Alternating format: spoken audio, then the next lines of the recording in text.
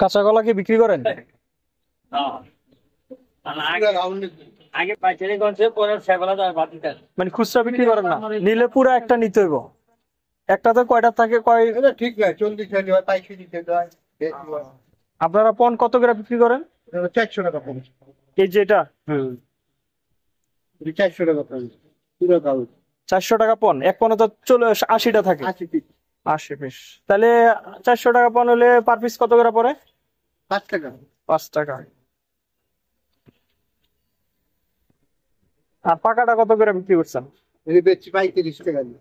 35 টাকা। পাইতেছি। 30 টাকা কিলো হয়।